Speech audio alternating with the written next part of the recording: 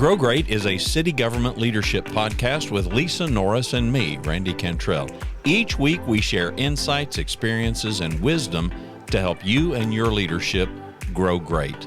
Our website is growgreat.com.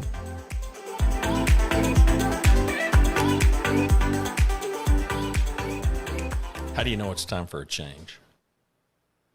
How do you know? Good question, Randy. Yeah. Lisa and I have this conversation with a lot of people pretty regularly. That's right. And it's something that she and I kind of bat around a little bit. So today we thought we'd kind of dive into this and spitball a few ideas and throw them your way to see if we could help you, I don't know, figure out the questions to ask and the answers to pursue. So how do you, I don't know, just describe one of these conversations and how it might go.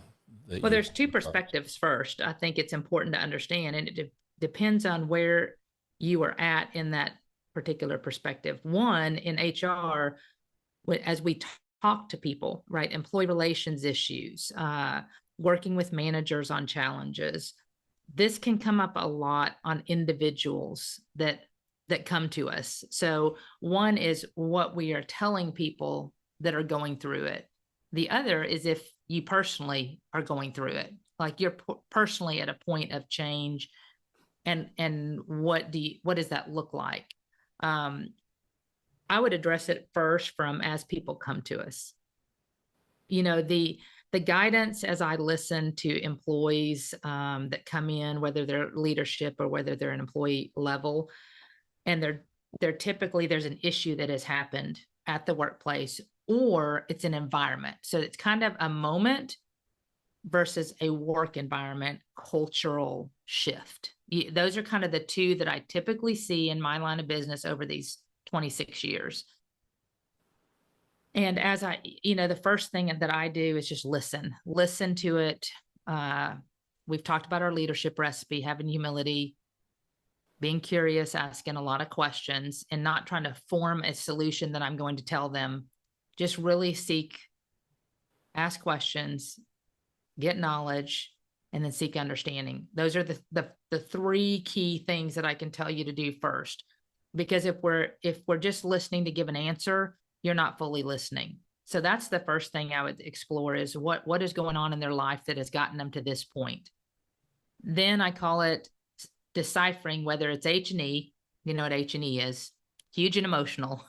Is it huge and emotional in the moment, or is this a long-lasting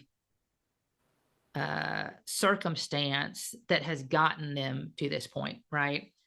Those are critical because as they vet it, that can help which direction you lead them through to make the next decision.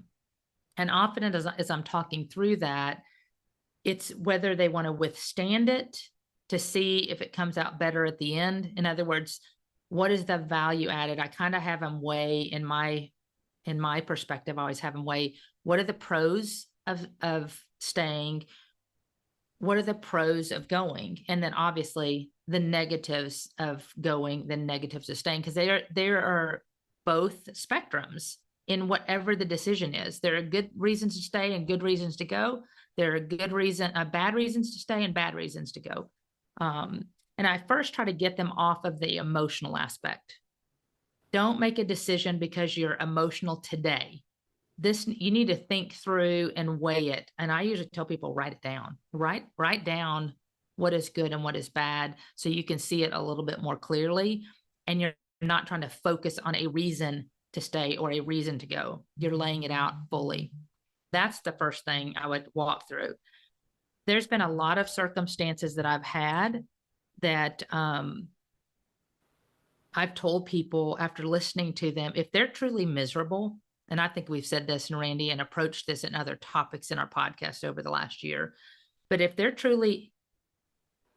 just truly hate being in that place, then I tell them, why are you staying in it is in your control. Now, they have to wait to get an offer. They have to wait to get into their job. They have to make sure they find one. But why are you staying if you're that miserable? Because this life is too short. We've talked about that before, to be miserable, right? You are in control of you, and you have the opportunity to change if you wish to, but don't forget to evaluate what you're losing. And If you what is leave. it that you hate?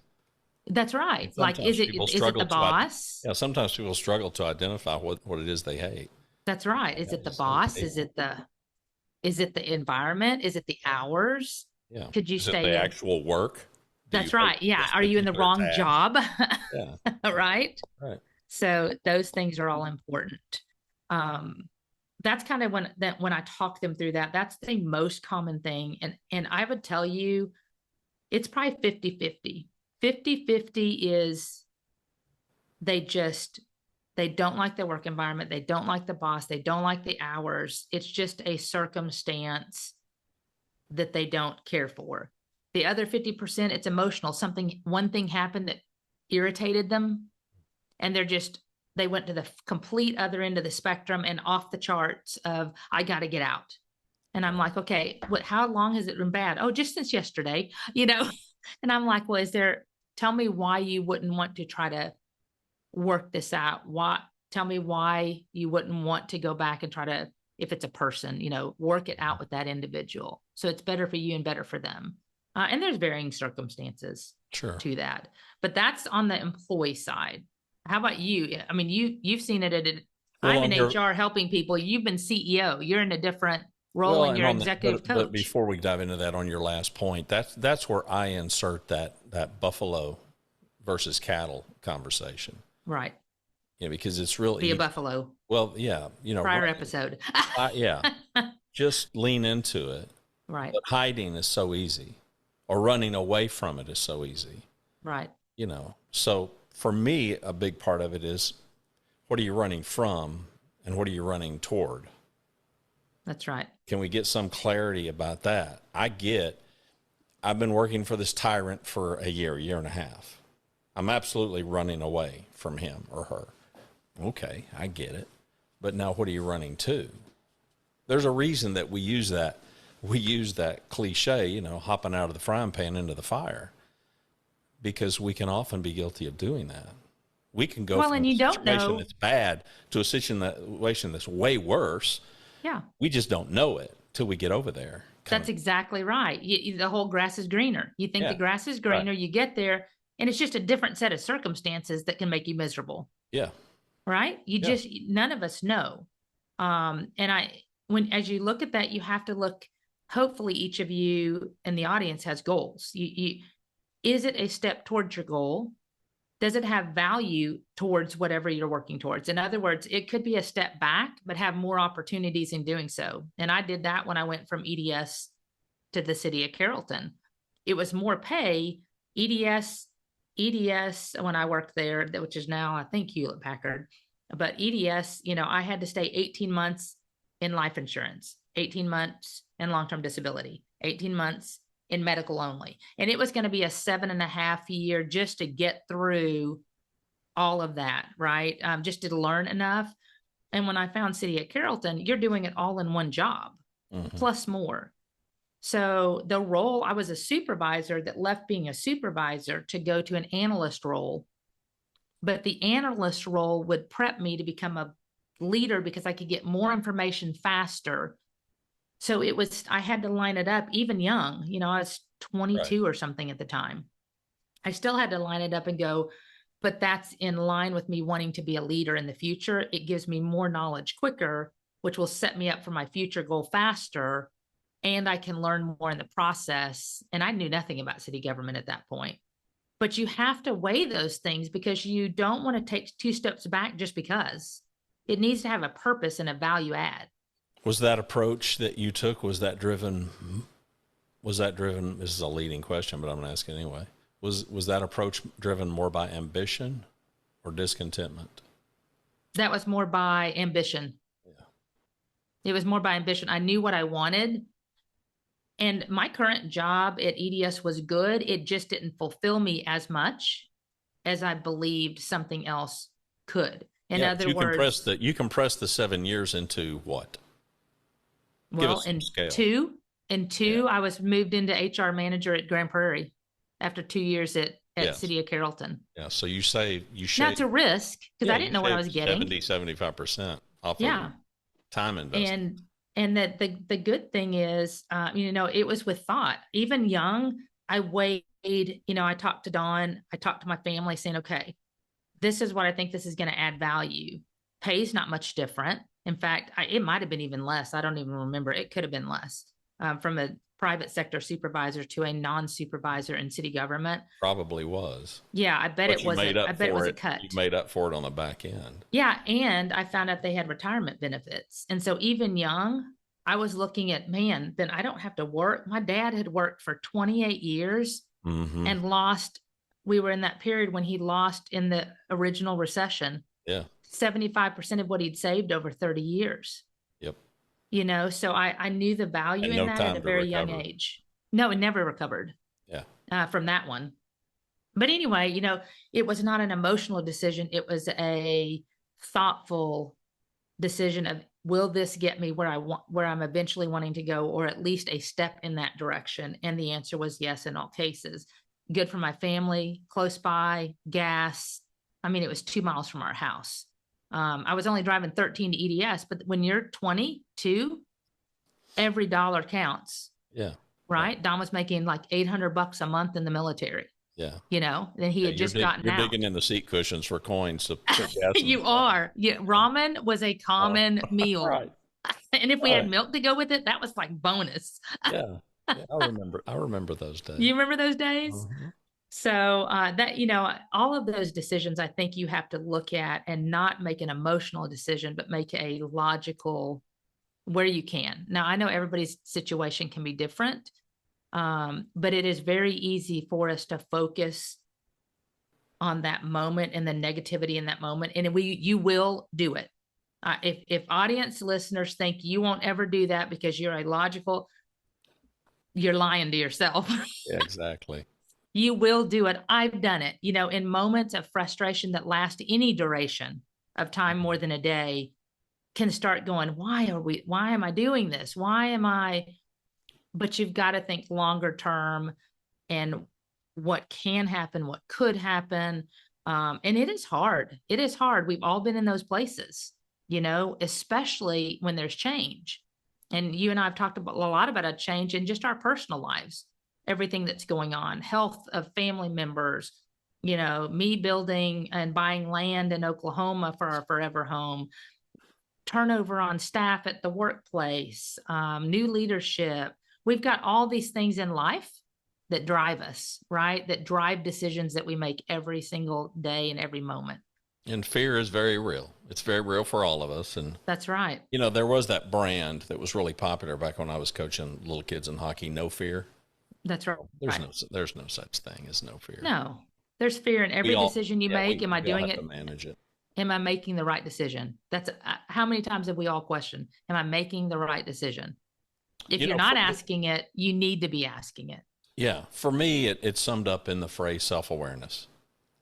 I mean, I think the whole conversation of how do you know it's time for a change, first and foremost, why are we making the change? Are we just are we trying to escape a situation? Completely plausible. All right. The easy example is the abused wife, the abused woman who's in a horribly unsafe environment because some maniac that is attached to her, or she's attached to him. And I do understand that there are circumstances in life where anything is better than this. That's right. Hopefully we're not talking about those kinds of things. We are talking about professionally. How do you know it's time for a change? My conversations. You work with a lot of different clients. Yeah. We have new listeners. You work with right. Everything from city managers, to my level. I'm typically dealing with what I call a number one and the number one's leadership team. Mm-hmm. Occasionally it trickles down a little bit from there, but not very often, to be honest. And it's a purely economic thing. It's a purely where the dollars can bring the most return. So if I'm able to coach Lisa and Lisa's got a team of 15 people, if I can help Lisa, then Lisa in turn can help those 15. And those 15 hopefully can then in turn help others in their so journey. there's hopefully this huge trickle down effect Right. to the work that I'm able to accomplish. So it's not a matter of, well, you're not worth it. It's got nothing to do with that. It's just got to do, there is an economic It's impact and influence. Yeah, there is an economic ROI to the impact, and that's just how organizations, including cities, especially cities, handle their budget, and rightfully so. I salute it and respect it. So those conversations at that level for me might be a bit different. I tell you, the elephant in the room is for me is twofold. One, it's compensation and all that involves, perks, benefits, the whole bit. And number two, it's title, it's position. So let's take somebody that may be in the CMO, but they're not the number one. Maybe they're the number two, number three. Maybe they're a deputy, they're an assistant. Maybe they're the only one. Maybe they're part of a team of others just like them. How do you know it's time to leave? How do you know it's time to go and pursue a number one? That's a fairly typical conversation with deputy and assistant city managers, because not all deputy and assistant city managers want to be a city manager. Big shock, but they just don't. Many of them are quite content with a number two, but they may, for some reason, not be content with the number two position where they are now. Maybe they don't feel as fulfilled. But the problem at that level is you're money whipped. So while you could go and do some other things, to your point, you go from EDS and you go to Carrollton and you can get your hands in a lot of different things. So it's conceivable that somebody could leave some city where they're very specialized just because of the size of staff. They could go to someplace smaller, man, that you can roll your sleeves up and get your hands on everything. Yeah, okay, but now you're talking about taking a hit financially. So there's a whole lot of stuff to it. So my conversations tend to just try to help be a sounding board and ask questions and help people work through that. It's up to them to decide, you know what, it'd be worth, to your example of your own career, it was worth it. It was worth it to take a financial step back because you could accelerate on the front end. So I could paint a hypothetical. If I'm a number two in a city that maybe is a larger city and I'm pretty specialized and I've kind of got my lane of expertise, but I do want to be a number one someday, it could absolutely be the right thing to do to take a step back financially, go to some place smaller where you can get your hands dirty and stuff that you otherwise would never touch. Right. Or be exposed to potentially. Yeah, and you do that for a period of time because you've got this goal in mind. And don't you find, Randy, also that it's in those conversations, it almost always you have to ask them about where is it you want to be? Like, where does this impact where you want to be? Well, you know me. My big question is, what's your ideal outcome? That's right. And your ideal outcome, it could be something that you want tomorrow, something you want 30 days from tomorrow, something you want 5 years from tomorrow. Yeah, something you want 10, 15, 20 years from tomorrow. I don't know. And that's not for me to decide. It's interesting. And ideal outcomes change. Oh, well. They shift. Yours has changed personally in the last year. So has mine. That's right.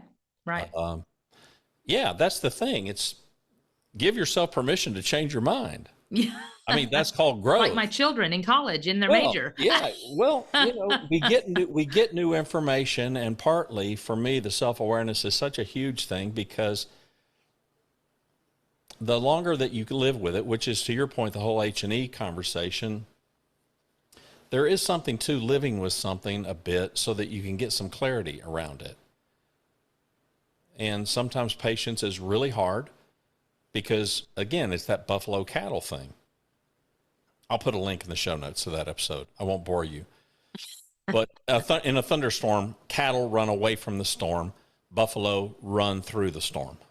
Question, who's in the storm the longest? Well, the cattle are, because they're running with the storm. The buffalo get through it much quicker, but they're not running and hiding.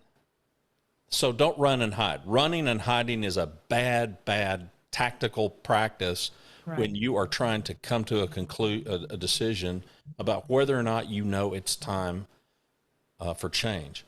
So I get fixated on the ideal outcome. What is it that you want to achieve? It's interesting to me. I ask individual on one-on-ones, and anytime I'm in front of any kind of a group of people, large or small, I will ask, raise your hand if you have mostly achieved everything that you set out to. And 100% of people acknowledge, yes. Yeah, I have mostly achieved everything I set out to achieve. Doesn't mean, you won the Powerball lottery. But the things that you set out to achieve, it's interesting to me that there's no statistical proof of any of this. This is just purely anecdotal.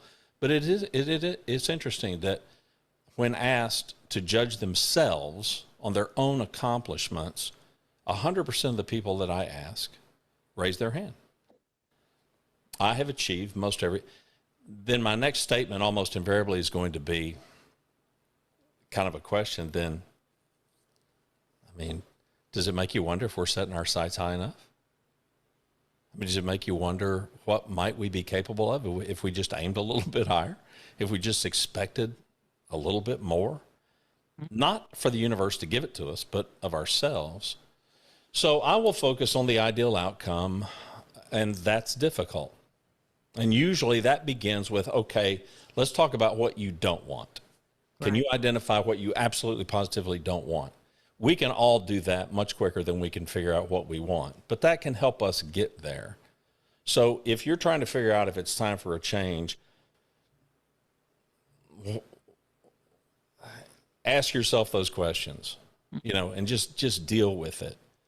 And self-awareness is so hard because, our moms I have found, moms usually are, they just think that you can do everything. I'm encountering a number of parents who are just go the opposite.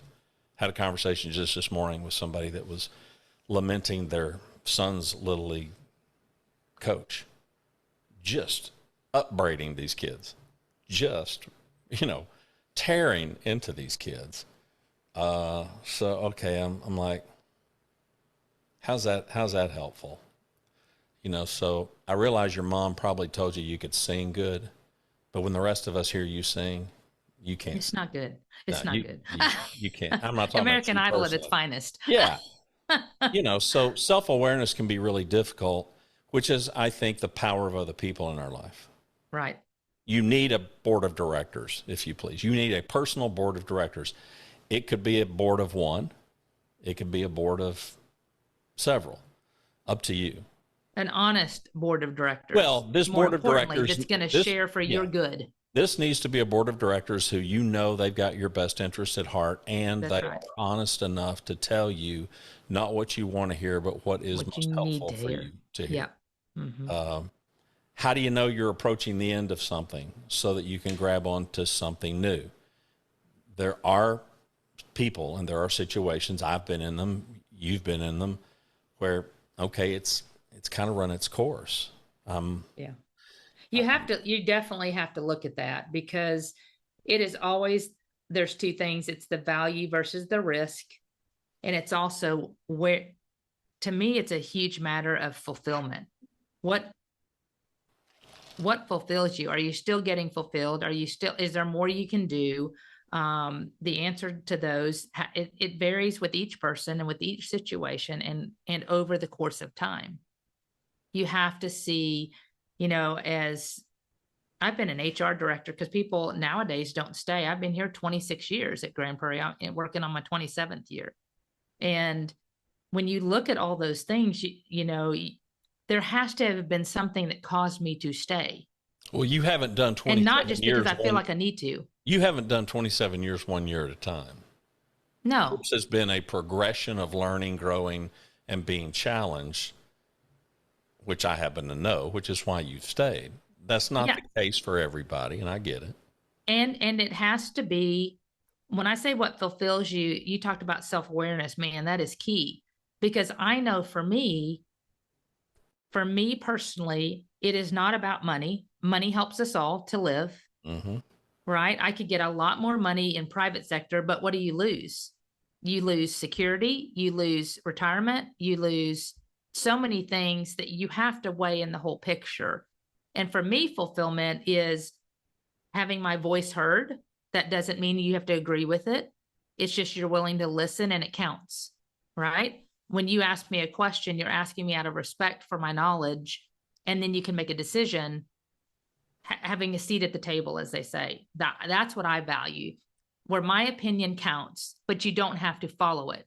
You just listened and you were willing to listen. That's number one for me, having respect for what I do, respect for my knowledge. And then lastly, for me, it's growth. I want to be challenged. I do not like to sit idle. I want new things, new ideas, and be empowered to make those changes, like when we did Grow Me Grand. Just tell me what you need. Let me develop that and see if it meets your needs. And then certainly we can tweak it. That creativity piece, that respect piece, for me, I know self-awareness on those is what drives me. That's what motivates me to do my very best. That's what makes me feel I'm valued at an organization. It is not money. Money is helpful, but I've found more negative when people are focused on money. They are discontent much more frequently, and I've seen that in my career. When it's all about the money that they are making, they are discontent in life and value. And, you know, not always, but it's just a driver, because there's always somebody more. It's like the Joneses. There's always somebody making more and always somebody making less. And if that's a comparator for you, that can create itself discontent, right? So you have to know what drives you and what That's motivates right. you. And I'll ask people, okay, so and so is making $20,000 a year more than you, and that affects you how? I mean, it only affects you because you're letting it affect you. Here's where it comes in for high performers, I have found in my experience, is it's not for them about chasing money, but it's about being valued. It's That's about right. it's about where am I at in the value chain. So, and of course, in your space, compensation is pretty open. Right. I mean, everybody knows about it. Yeah. So, And, and so it's real easy to see where you're at in the pecking order. And sometimes it's got nothing to do with it, right. performance wise. And sometimes it does. So yeah, there's all different kinds of drivers. And I'm certainly not in a role where I'm going to judge what drives somebody. I Yeah. mean, I've encountered people that, there's some high end exotic fancy car, man. They just want it. They want it so bad they can taste it. Good for them. I don't have to do that because I wouldn't do that. I'm driving a Honda. Driving a Honda and a Mazda, that's as fancy as I get. Yeah. That's just not my thing, but bully for them. Yeah. And as we talk about it, it's interesting because we focused first on the other, the employees you're trying to help and counsel and coach, that many of our audience may be in that position, their authority, their influence. They are the listeners and trying to provide guidance and advice, like you mentioned, in the best interest of that person, trying to help them get where that person wants to go long term, and helping them make wise decisions that will positively impact them. I mean, that's, as any leader, we're doing a good job if we focus on those things. Well, think of us. Yeah, think of the best questions that you can ask. If it's you, think of the best questions that you can ask yourself to move yourself forward. And if you're trying to help a team member or an employee, think of the best questions that you can ask to help them sort through this. I think the difficult thing is, because most people who are the boss, we're largely alpha kinds of personalities, driven to give an answer, solve the problem, tell people, here's what you ought to do. And this is one of many, many times where that's colossally the wrong thing to do. It's their life. They need to make the call. we're not talking about a person in trouble. We're not talking about a person on a PIP. You know, we're just talking about just normal, ordinary, if not high performing people that they're questioning whether or not it's time for a change, whether or I not. call it a moment, you know, it's a moment that hits you. It's for, I think for everybody, I know as I've progressed in my career, and I'm fortunate, I've only had a few changes in my life. You know, going from EDS to Carrollton for 2 years, then Grand Prairie, and I stayed in a position for 10 years and then became director and have been here since 2006 as a director. So I've been fortunate to have very little change as far as titles, but been also very fortunate to have a lot of challenges put before me to grow me in different areas here at the city through a variety of reasons. But when we're talking about ourselves, you know, to me, there's an important fundamental difference that you have to not just focus on your ideal outcome, but your readiness. I think there's a readiness component, a willingness. You know, we've talked about it before. My husband would tell you, if you asked him, am I low risk or high risk? You probably know him by now, Randy. What's he going to say? Low risk. He's low risk. And you've only known me a couple of years. But I am low risk. I want stability. I want security. I don't want to put anything at risk. But there is a readiness component for all of us. You have to figure out, is what you're trying to do, when we talked about those things that are value added, that self-awareness, knowing what you need, what you're trying to do next, is it going to get you there? And be careful in your decisions. You know, we've talked about, I've been in HR a long time, would love long-term to be in an assistant city manager role, but I'm not really, am I ready? Am I able and capable? Yes. Right. But I'm not just going to jump because there's an opening. If you want in those things, and as the audience looks at what's in front of you, if this is you personally, you have to weigh all of the factors that would make it a good fit for you. And I would encourage people to do that. You and I have talked about that before. Well, you've got a whole lot more to risk than a 24-year-old.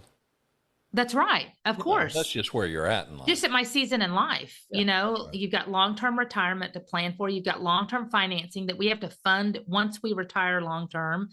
I'm I'm 55. I've got a lot of working years available ahead of me. You're just a pup. The what?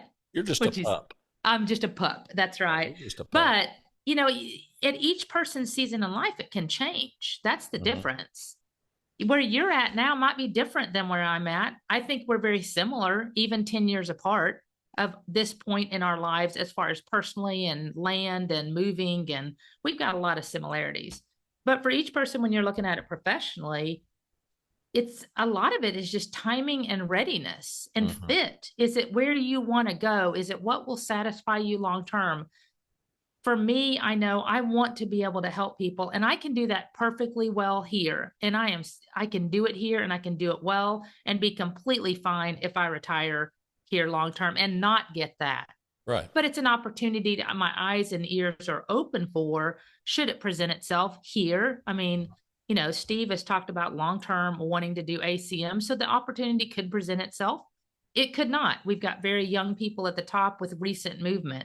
So those are all things, each person, you need to look at that of the benefits, of the risk, of the timing and the readiness. Those are all just key factors in any decision, and not make it an emotional decision.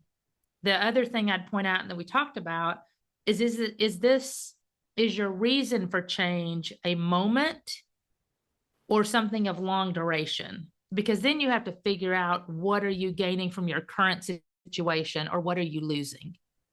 And those are the moments I think that are the hardest for any of us when you're in it, right? Yeah. When you're in that moment. No, it is very easy. I can say it myself, to have that tunnel vision of, good gosh, is this going to end? When you came on and helped me, is this situation am I going to make it through this? In my head and verbally, I told you I will make it through. But I can't say there weren't moments I'm like, I don't know if I'm going to make it through. You know, they're just human nature. That's right. Of, can I last the duration of this? And I think those are real emotions. Yeah. Oh, they are real.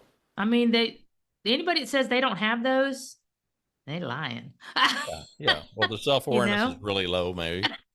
Listen, one of my favorite Jack Welch quotes still is control your own destiny or someone else will. Now, to give context, that was aimed at CEOs. Jack Welch, running GE, was fanatical that every company under the GE umbrella was either going to have a number one or number two position in market share. And if you did not have a one and two position or two position in market share, you were in trouble. So if you were a president or a CEO of a subsidiary of GE and you were number three or number four, that was his statement to you. Control your own destiny or somebody else will. Meaning you got to grab more market share. You've That's got to right. figure this out. And I think it applies to all of us, though. And it's one reason that I do a considerable amount of work battling victim mindset, victim mentality of feeling like, I would be a higher performer. My growth would be perfectly okay right where I'm at, except for. And I would just challenge anybody in the audience, accept responsibility for it all. That's right. Just go ahead and accept for everything in your life, accept responsibility for it, because ultimately you are in charge. If you're miserable, do something about it. Yeah. Don't wait Yeah. for the organization to do something about it. And I'm looking for, if you see me looking off screen for those that are watching this, I remember, because how often, and Randy, I'd be curious if you found this, how often are these moments in your life that you feel like you can't get through have in part to do with you being exhausted? When you are tired, you do not think clearly. I know I don't.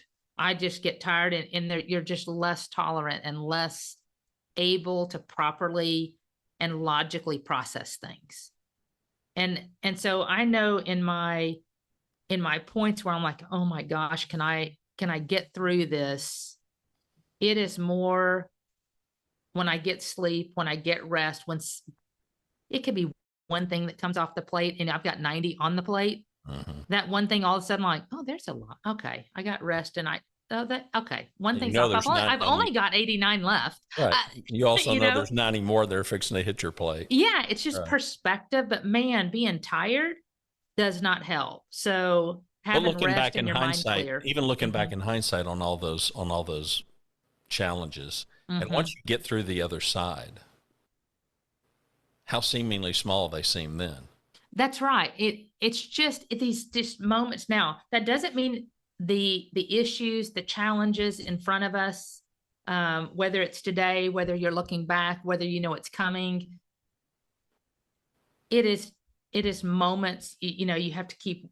You just have to keep moving through them, and then you alone can decide. Like you said, Randy, you're in charge of your own destiny. Essentially, you alone have to decide, is this something I need to, get out of or move through or past, right? Yeah, Do something different. standing at the foot of the mountain, it looks huge.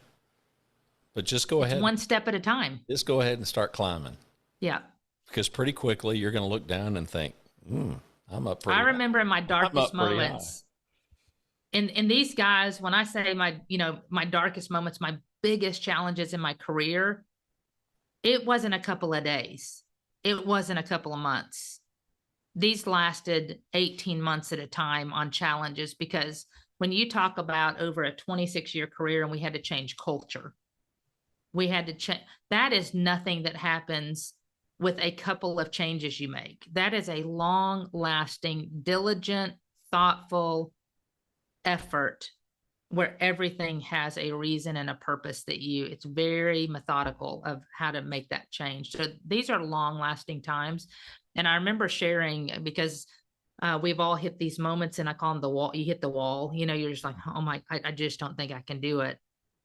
But then the next day there's something that lifts and you're like, okay, it's better now, so you have to persevere. And one of the things I found, this quote that I had, in fact, just recently sent this, as we were discussing challenges, and it says, whatever you do, don't get stuck on the one thing that ruins your day. Life is too short to waste on negativity. Smile and be grateful.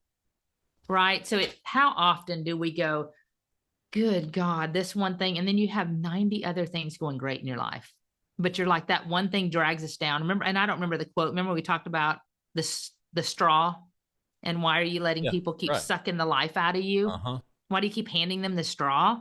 Yeah. Well, remove the straw.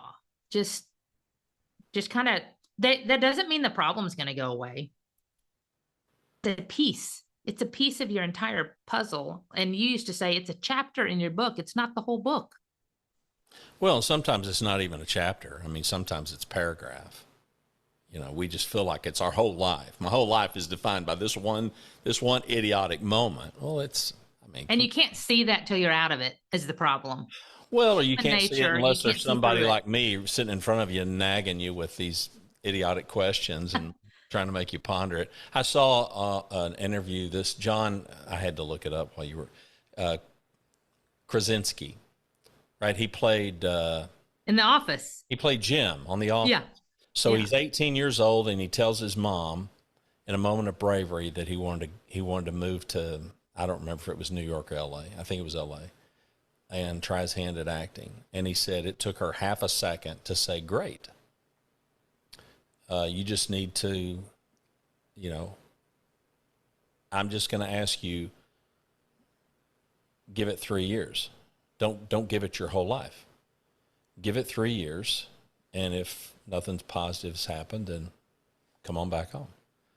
And so he was just stunned. So he's in the third year, and it's September. And he's called his mom to tell her he's coming home. You know, I mean, nothing's working. And she says, give it through the rest of the year. This is his story. He was telling this to Conan O'Brien or something. I don't know why it came up in my feed the other day. And just stay the rest of the year. And then that'll be 3. In October, so that was September that he called home. In October, he got the office. So, point of the story. And that's all she wrote. Yeah, point of the story is don't quit too soon. Seth Godin right. wrote a book, and if you don't know Seth Godin, he was a big shot smarty pants. I think he made money with Yahoo or something. He's a marketing kind of a guru. And he wrote a book a long, long time ago called The Dip. And basically the dip is that distance between where you're at and where you want to be, what I call the ideal outcome. So pretend that it's a body of water and you're swimming through this body of water, and you've got to, you've just got to keep swimming to get to the other shore to get to the ideal outcome. The problem is it's hard to judge that distance because mostly we don't know. We don't know how long it's going to take.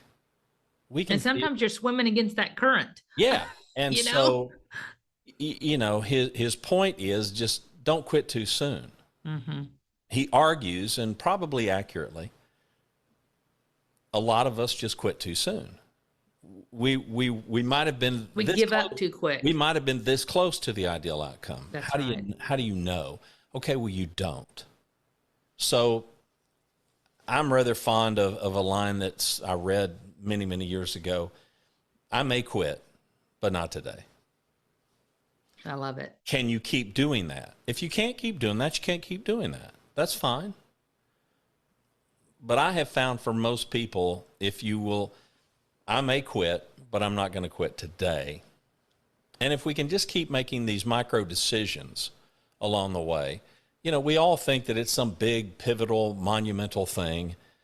It usually isn't.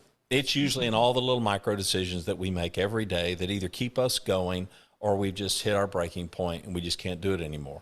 Or it could be, and I'll use myself as an illustration, I loved stereo. I loved records, and I loved the stereo systems that would play records. Okay, but I was 15 years old, working in a hi-fi shop. You can't find hi-fi shops anymore. Fast forward, I'm 10 years in. That's why I got into consumer electronics, because I loved stereo, I loved music, and guess what? I was in a space that was dying because video came in, cable TV came in, and big screen TVs and all that. Video took over and pretty much displayed. It didn't displace music altogether, but it consumed way more. The public wanted video. And then the public wanted good sound to their video. I didn't care about video. I cared about records and two channel stereo audio. You can still get it, but it's really kind of this eclectic subgroup of all consumer electronics. So I made a conscious decision because it was just good for my career. Video is the future. It just is. And I thought, privately, I can own as good a stereo system as I want to own. I can collect as many records as I want till they stop making them. Well, they still make them now. Yeah, they're coming back. Well, true story. In the last year, more vinyl was sold than CDs. Well, now CDs are obsolete. Well, it's the whole Blockbuster story. Blockbuster didn't want to change, and they died. Yeah. Netflix was the new streaming, and they're like, that's never going to work. Well, and in this stage, now everything is streaming. I mean, just look how much it's changed from what you were just talking about to today. And if we didn't move and adapt with it, if we didn't move through it, if you don't move through it as a company, as a person, your ideal outcome, you got to be working towards it every time and have self-awareness and perspective, just like you're talking about. Well, a major tech CEO, I would say the company, but I'm not sure I'd get it right, so I won't name it. But he predicted that GPT, whatever it is, that the AI, in his estimation, in his company, is going to displace 30% of HR activities. So he is already ramping down HR hires, and he is ramping down that department in anticipation of that. Is he right? I don't know. Was I right? I made my decision based on pretty empirical evidence. I could see it. I could see sales dwindling. I could see sales shifting to video. So I made a conscious decision in my career to embrace video. It could be that there's that. I've also been firsthand knowledge of people who were in some department that was kind of, pardon the cliche, but the redheaded stepchild of the organization. And they wanted to not be in that. They wanted to be in a department that had greater value to the top and whatnot. So some of those kinds of decisions to make a change, they are completely understandable. They are very evidence-based, and that's where I'm going to end. Try your best to come to terms with yourself and your own self-awareness and what you want to do and why you're wanting to do it, and be as evidence-based as you can, and not, as Lisa said, don't let the H&E kind of drive the bus. That's right. And make a decision weighing your options, weighing the pros and cons, because none of us know that the next step is a better decision. So you have to do everything on the front end of what's important to you, and does it meet those? Is it working towards your ideal outcome? Did you weigh it enough to at least have a good indicator that it will likely be what you want it to be for you? Because ultimately, as we said earlier, you are in control of you and nobody else is.